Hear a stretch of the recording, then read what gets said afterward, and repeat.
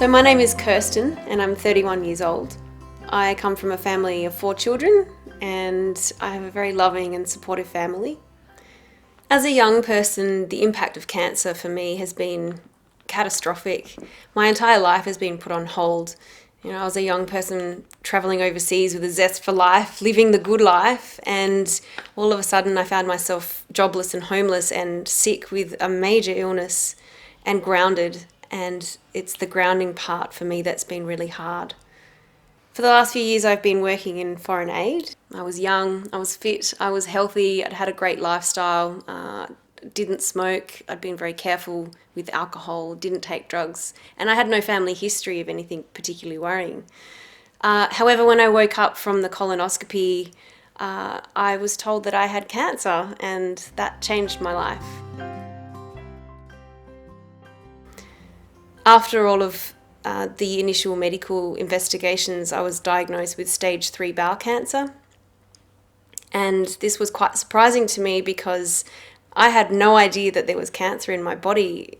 Apart from the minor symptoms that I'd experienced overseas, I was still very fit and healthy, and I just did not expect to have such a large tumour in my body.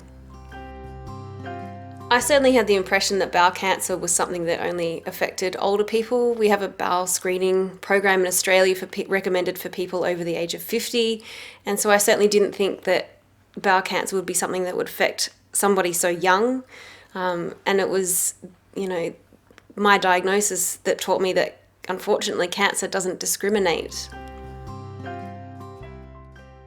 I've had 3 major surgeries, 1 minor surgery, and I underwent 6 weeks of chemo and radiation before the surgeries, and now post-surgery I'm on a 6-month regimen of intravenous chemo through a port in my chest.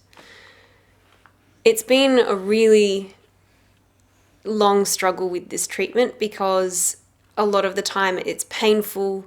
I'm left with crippling fatigue. The side effects of the chemo are pretty devastating.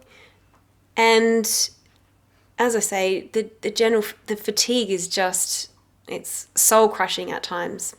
And it's really hard when you're going through these treatments to keep going because you're pouring everything into getting through, only, to have to keep digging deeper each day to go back for more. The cancer will have long-term impacts on me as well as the acute impacts from treatment. So one of the things that I'm suffering from at the moment is what they call chemo brain. To me, it feels like trying to think through fog sometimes, and I'm very forgetful. General, I don't know what I was going to say. I've forgotten. I often forget where I put things, and most of the time I will forget conversations that I've had with people and need reminding. And, that can be really tricky in terms of getting through your day-to-day when you have such significant memory problems. The other long-term effects include impacts to my fertility, and that's a big one for me.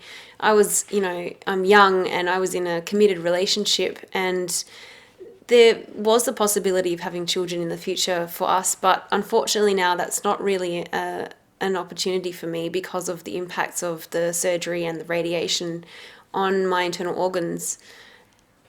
And also now the chemo may have affected the function of my ovaries as well. One of the hard things this year is that I haven't been able to work during my treatment. But also the treatment has affected my social relationships. So one of the biggest impacts there is my partner has been working overseas during this time. We were due to leave together, and we chose for him to continue to work overseas while I've been here. And that's been really hard being separated, although he still provides amazing support. I've also had some great support from my family and friends. They've been really great through this process. But I think pretty early on I recognised that the support that I was getting from them wasn't going to be enough for me.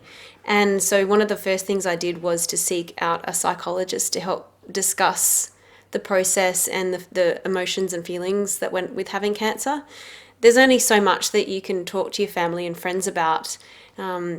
they don't want to talk about some of the really bad things though, because, you know, they're gunning for you. They want you to be positive and they want you to beat the cancer and to get through your treatment in one piece.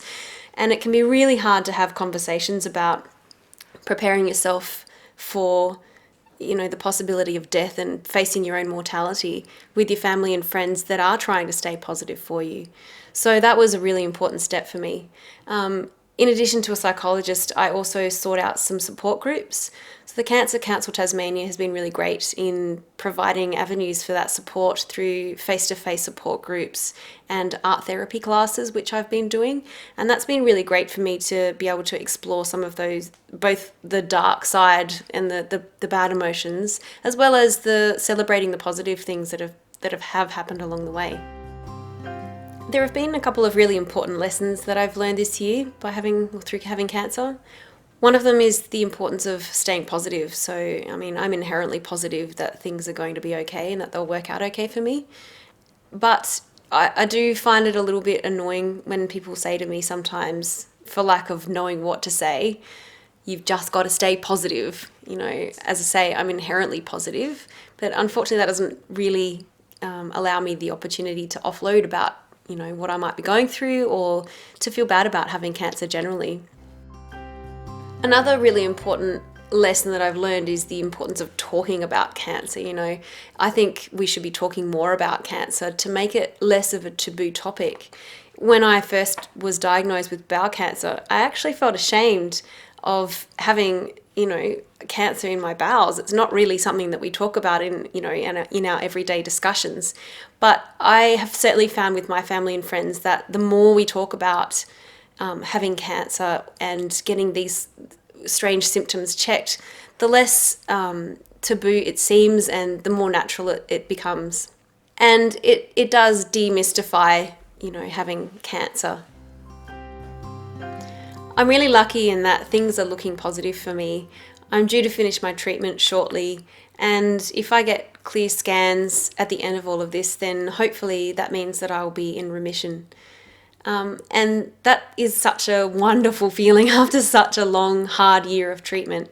And it's really taught me to live in the present and to appreciate life and to not let cancer hold me back. I have a whole life out there yet to live, and I'm really looking forward to getting back to it.